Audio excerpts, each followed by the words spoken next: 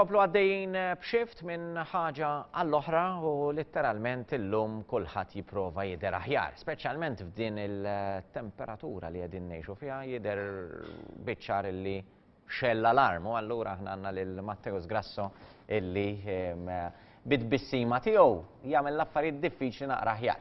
Dal-aħħar kont qed insegwi l-Facebook u kellek vera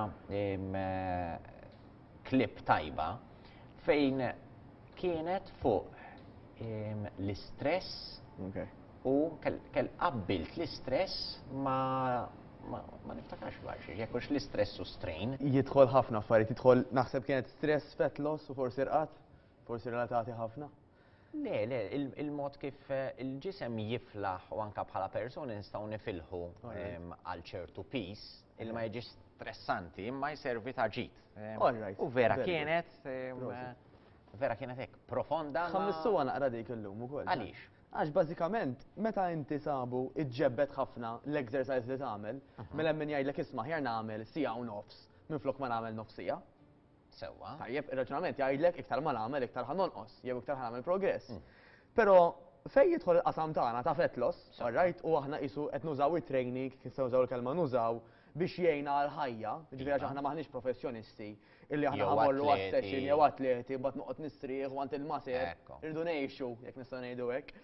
Allura sabu illi idealment nagħmlu nofsija intensiva, għax jekk dik in-nofsija inżiduha, tajjeb, ġifieri jekk aħna nagħmlu minflok nofsija intensiva, nippruvaw nitgħassru biex nagħmlu 3 kwarti siegħa. Sewwa. Sabu li hemm iktar effetti negattivi milli pożittivi, ironikament. Jiġifieri min bħalissa jgħidlek għax isma' jiena biex nagħmel nofsija ukoll qed naqta' minn hemm jew qed jiġrili hekk jew ħaġa oħra, però jgħidlek ħa nipprova nagħmel sports nagħmel 3 kwarti jew siegħa. Dak qed ħajjagħmel ħażin. Mhux għax ħażin, però għall-iskopijiet tagħna kemm ta' fat loss u kemm ta' biex nibqgħu ngħixu sura ta' nies inħossuna tajjeb, issa niċċarġaw il-betri, alright? Idealment nagħmlu nofsija intensiva għax tkun ħafna aħjar milli nagħmlu siegħa u forsi daqsxejn inqas intensiva. Għax fost l-oħrajn, ħanġib eżempju konkret. Sabu li jekk indumu siegħa jew aktar, inżidu aktar il-ġuħ. Mela inti qed tmur training biex tikkumpensa li kellek il-tlejliet. Tajjeb, u tispiċċa xorta ftaħt l-aptit iktar minn qatt qabel. Min jagħmel dak it-training nofsija intensiv jgħidulek huma stess illi wara bil-chemical qed titniekol. U mhux qed ngħidu li tajjeb li ma tikolx ta'. Però qed ngħidu kemm hu tajjeb dawk l-irkejjen il-vojt nsodduhom. Number 1. Imma kif ħansodduhom? Insodduhom għax dak tip ta' training inaqqaslek dak li jgħidulu il-hunger hormones. Ġifieri dawk il-hormones li għatu sinjal lil Ġifieri inti tgħidli illi nista' nitħarreġ u naqta' l-ġuħ. Sa ċertu punt iva. Ġifieri anke fil-World Cup li għaddiet, ara kemm tajba, kien hemm tim tal-Alġerija illi dawn għall-inqas milli qalu huma stess, kienu waqt ir-Ramadan u ma kielu u ma xorbu xejn. U xorta kienu kapaċi. Jabu l-World Cup, ġifieri kienu marru vera tajjeb. Issa, mhux qed ngħidu hekk illi aħna suppost ma niklu xejn u nitrenjaw, però li qed ngħidu huwa illi anke meta dawn l-istess nies kienu intervistati, jgħidulek qabel il-logħba bl-ansjetà u bl-istress kienet titnikol kull mem bil-ġuħ li kelli. Normali di. Kull wieħed minna ġifieri anke minn mhux atleta u jkun għaddej minn perjodu naqra stressanti. Hemm it-tnejn, hemm min jiftaħ iktar l-aptit. Ejja, u hemm min jaqlu l-istonku jgħidlek. Interessanti. Jiena ma nafx għalfejn ikoll l-ewwel parti li l-istonku jingħalaq u ma nkunx irid niekol imma mbagħad. Ma lej filgħaxija naħseb tiftaħ l-aptit. Niftaħ l-aptit. Nikol daqs familja sieħa. Eżaġerazzjoni ġifieri, kilo ħaġin ġieli kiltu. U hemmhekk ma x'idefja ħafna, imma again, kilo ħaġin kiltu għax kien qiegħed hemmhekk ġan. Kieku inti minn qabel pereżempju qed tisma' jiena jekk ħammur x'imkien għax naf x'nista' niġrili u x'naf x'nista' nagħmel, ħammur dak il-post miflok dak il-post. Jew hekk qiegħed id-dar, tajjeb, ħanara li jiena sajjart 200 gramma, għax hekk ħansajjar kilo, ħaniklu kilo. U bl-istress u blejja dak il-kilo niklu. Tiżvoga fih Tiżvoga fih. Jibda ikollok dawn l-elementi kollha, tibda ittemu tajjeb. Imbagħad tibda tħossok aħjar mela ħatibqa' tiekol. Apparti minn hekk tiżvoga, ġieli anke biqqas tkun taf x'inti tiekol.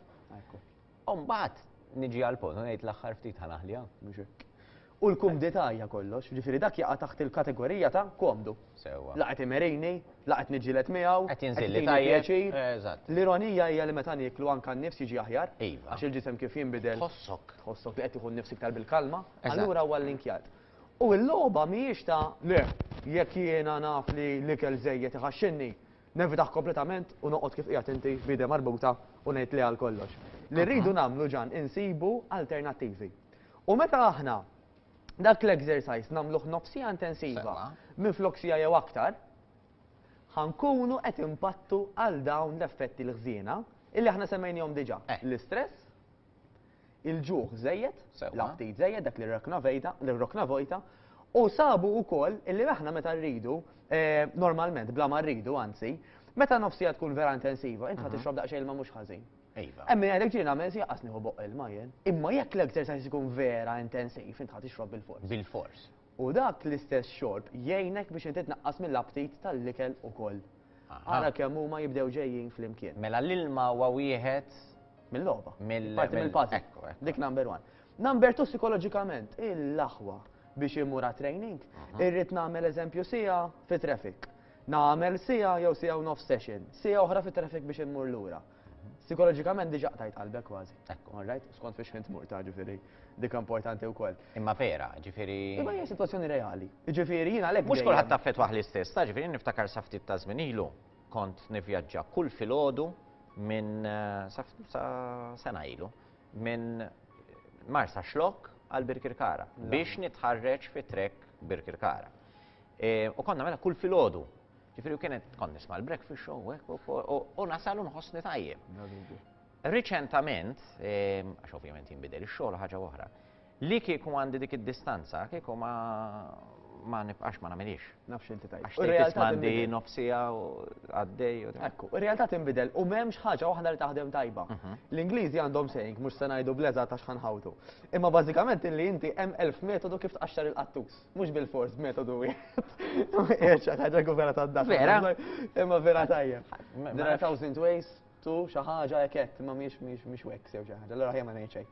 Anyway, mela kien hemm xi vett. Ma nafx jien qed tiġi l-aħħar biċċaw u qed jiġuni xejv ġo moħħi, nispera li. Malax, aħjar ma mmurru xem. Anyway, issa l-importanti li inti ssib xi ħaġa li toqgħod talik. Mela jekk ir-realtà tiegħi illum insiba komda li nagħmel ABNC. Però imbagħad sitt xhur wara dik ir-realtà nbidlet, jiena ħa nagħmel X, Y and Z. L-importanti illi dak li qed nagħmlu b'mod intensiv. U imma qed nagħmlu wkoll f'qasir ħin idealment. Issa again aħna qed nitkellmu. Qasir żmien f'liema sens. F'qasir ħin fis-sens li ngħidu għamilt nofsija fuq għamilt sija u nofs. Tajjeb dik importanti ħafna. Għaliex qed ngħidu hekk? Għax aħna maħniex atleti, mhux qed niternjaw għall-futbol. Ġifieri min forsi. Ġifieri aħna ma rridux inżidu l-istamina tagħna, ma rridux inżidu n-nifs tagħna. Normalment il-maġġoranza tagħna jinpoġġuha hekk. Nagħmlu l-eżerċizzju biex nitilfu x-xaħam, biex nittownjaw u biex inħossuna ħafna ħjan matul il-ġurnata. Fosthom anke fis-self-esteem għax intejbu kif qed nidru, is-sajsis tagħna. Jaffettwa x-xogħol li nagħmlu. X-xogħol li nagħmlu. Konċentrazzjoni tagħna. M'hawnx bħalek. Żvantaġġ ieħor ta' exercise fit-tul tal-ħin huwa illi flok ma jiċċarġjalna l-betri ġan jidrenja lilna iktar.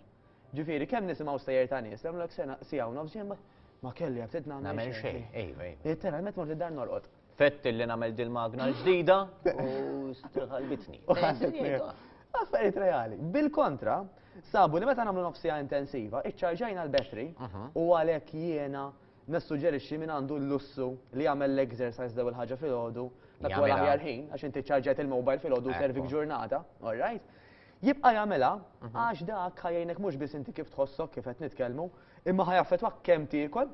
Ironikament, għax ara s-psikoloġija kemm tilab ġan, x'tiekol. Illi għax inti taf l-irsi state filgħodu u ġismek qed jaħdem ċertu mod, tgħid jiena mhux ħanbella l ġank għax wara naf kif inħossni ħruq ta' stonku dardi. Inħossni tant tajjeb. Jew hemm min jgħidlek jiena kont nieħu eżempju pakkett sigaret kuljum. Minn mindu bdejt it-training naqqastu għal nofs. Tgħidli tajjeb nofs pakkett sigaret ngħidlek. Le, ovvja li le. Le, imma ara xi frankajtlu l-pulmun inti. Eżatt. U sabu illi l-aħjar idea hija li nagħmlu nofsija u nofsija gazda sura ta' nies. U mbagħad ikun hemm min ġan biex inżidlek biċ-ċoħra illi joqgħod jossussjona ruħu fuq id-dettalji żgħar. Bħal? Mela pereżempju, it-tabib isibilna l-kolesterol qoli. U jitlu fuq l-internet jgħidulek, ħanara daqsxejn li ma ikel fih il-kolesterol qoli ħallina nevitaħ. U mattihom l-ebda tort għax anke talim antik hekk kien jgħidilna li jekk inti għandek il-kolesterol mela evita li kelli fih il-kolesterol. Fosthom il-famuż bajt, dal-bajt jitqies bħala superfood. tant fih vitamini, minerali u ġid. Il-bajt huwa meat, ġifieri, it's a meat bl-Ingliż, u dal-meat dejjem jinbidel. Ġifieri hawn min jgħidlek il-bajt tajjeb għall-enerġija, għall-proteini u anke fih karboidrati tajbin. Mbagħad għandek jgħaddi ċertu żmien, jgħaddu 10 snin pereżempju, tisma' illi jekk ħadd ikol il-bajt ħadd ħameġ il-fwiet, taf kemm fih kolesterol. Mill-banda l-oħra, dal-aħħar smajt illi il-bajt huwa ħansejħulu hekk xaħam nadif ukoll. Issa daw huma kollha teoriji li jduru u li ssejba fuq l-internet. U x-xjenza tevolvi. Ġifieri dak li kienu jemnu qabel, fil-fatt illum il-ġurnata hemm anke guidelines tal-Amerikani, the American Guidelines for Nutrition xi ħaġa kisimhom din hija awtorità ta' nutrition fl-Amerika, illi ħarġet statement biktar mod ċar illi mhux il-kolesterol tal-ikel li qabad il-kolesterol fid-demm, però huma għażliet ta' lifestyle ħżiena. Fosthom? Illi aħna noqogħdu nibżgħu mill-bajt illi ħajqabbadna l-kolesterol. Sewwa. Ejja ma nitkellmux fuq min diġà għandu l-kolesterol, għax hemm bagħad dak huwa lok ta' dietitian u ta' tabib illi jgwidana. Però għalina l-poplu ġenerali illi forsi sal-lum m'għandniex kolesterol bħala problema, għax niklu l-bajt mhux se jqabbadna l-kolesterol. Mela x'jiġri jkun hemm min joqgħod jgħid ma doffi tal-ħniena x'biża jekk nieħu l-bajt ħajaqbadni. Imma mbagħad li nqogħdu nieħdu pereżempju l-burgers u l-junk food illi verament sabu li qabbad il-kolesterol dak right. Għax dak qatt ma tallimni li ħajqabbad il-kolesterol. Allura għala rinonija, illi aħna nossessjonaw ruħna hekk bil-lenti ma doffi. U ma narawx the bigger picture. The bigger picture biex inti anka tbaxxi l-kolesterol u tbaxxi anka riskju ta' diabete fost oħrajn. Mhuwiex li tossosjana fuq kull biċċa items li tikol. Imma li inti tara li qed tagħmel dak l-exercise nofsi għas-sura ta' nies b'mod regolari tal-inqas 3 darbit fil-ġimgħa mill-inqas. Illi aħna nixorbu aktar ilma, ħalli anka ċertu problemi mediċi imbagħad tajjeb. U kif ukoll illi nagħmlu għażliet aħjar minn oħrajn. Ġifieri m'hemmx affarijiet illi nsibuhom minn tal-grocer biex niftehmu illi ma li ħadthom daw qatluni, għax dawk ma jistgħux jinbigħu. Ejja poġġuha kif ngħidlek. Jiġifieri let's focus. Imma hemm, imma tajjeb ngħidu wkoll. Imma meta tmur tixtri manti l-grocery u supermarket, tista' tagħżel ukoll u tagħżel bil-għaqal. Ġifieri. U nerġa' ngħid ukoll. Għax hemm prodotti li ma' żmien sa jiena fuq da suġġett ħossni għandi niġġieled għalih għaliex letteralment tweġġani li naf li hemm prodotti illi jikkonsmawhom ħafna jista' kuljum għaliex il-mezzi, għax dik is-sabiħa, il-mezzi tagħhom semmek iwasluhom. U allura jkollhom jieħdu pereżempju ħanejda, jkollhom jixtru l-lanċimit pereżempju, illi jagħmel danni kbar. U xorta waħda l-gvernijiet ma jimbarrawx milli wieħed hija mbagħad kwistjoni ta' jitma' dan lis-soċjetà tiegħu. Ekku, ġifieri jiena ħobb inġibhom dal-eżempju għax ħafna jistaqsuni l-istess ħaġa, ma kif l-aħjar ikel huwa l-iktar għoli?